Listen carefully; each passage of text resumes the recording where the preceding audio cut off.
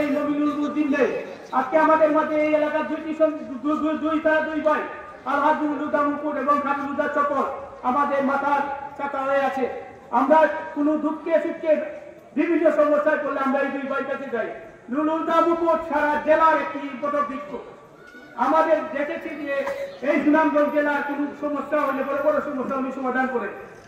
আমাদের উচিত এই দুইজনের হাতকে আমরা শক্তিশালী করা। এই দুজনের হাতকে শক্তিশালী করা মানে আমরা শক্তিশালী হওয়া।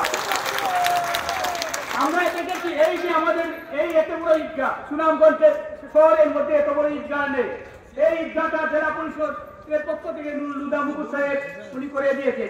আরো কিছু কাজ আমরা ওনার কাছে দাবি করবো, আরো যাতে সৌন্দর্য বর্ধনের জন্য আরো যাতে সুন্দর করে। আপনারা দেখেছেন আমাদের যে গুরুস্থান, আমরা সবাই মারা যাবো, আমাদের পূর্বসূরীরা এই গুরুস্থানে আছে, আমরাও মারা যাবো।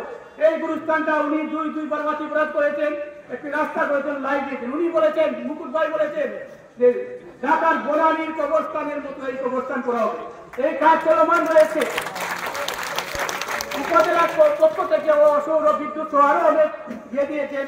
তাই আমরা উচিত এই দুই ভাই হাতকে আমরা শক্তিশালী করার জন্য আগামী 5 তারিখ আমরা সবাই মিলে মোটরসাইকেলে ভোট দিব। শুধু আমরা না, আমাদের পরিবারে যারা মা বোন আছে সবাইকে নিয়ে এই দিন আমরা সবাইকে নিয়ে ভোট দেওয়াতে হবে। যদি আমরা ঘরে বসে থাকি তাইলে হবে না, সবাইকে নিয়ে ভোট দেওয়াতে হবে। আপনারা কি সবাই রাজি আছেন মোটরসাইকেলে ভোট দিতে? সবাইকে ধন্যবাদ।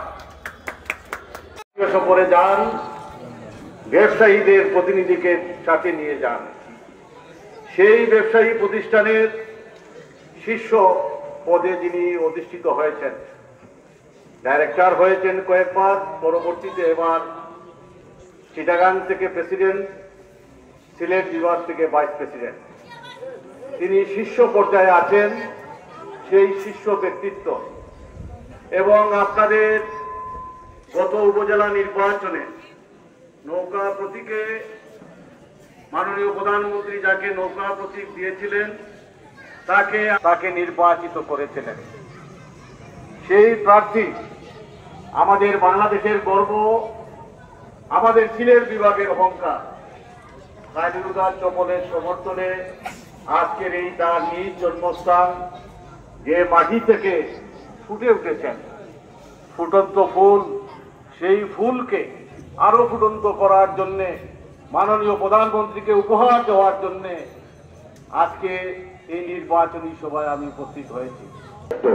এখানে সবাই আমরা সুনামগঞ্জের যারা আছেন শহরের অন্যদিকে সবাই জানে যে এখানকার মানুষ সবাই ঐক্যবদ্ধ।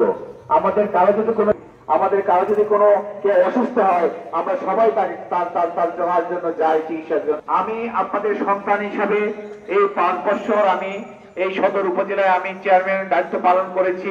আমি চেষ্টা করেছি এই সদর উপজেলার, আপনারা জানেন যে এখানে 9টা ইউনিয়ন, আমাদের সদর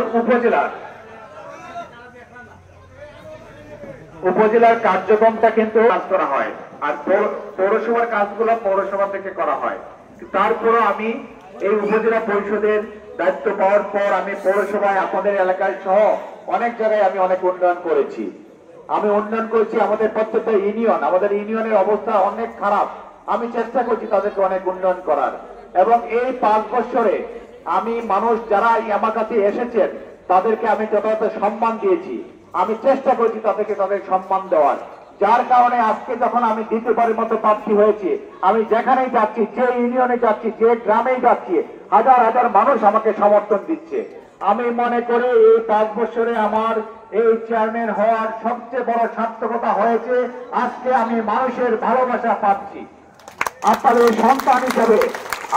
সন্তান হিসাবে কিন্তু আমি সুনামগঞ্জে সব জায়গায় এই সহযোগিতা পাচ্ছি, ভালোবাসা পাচ্ছি।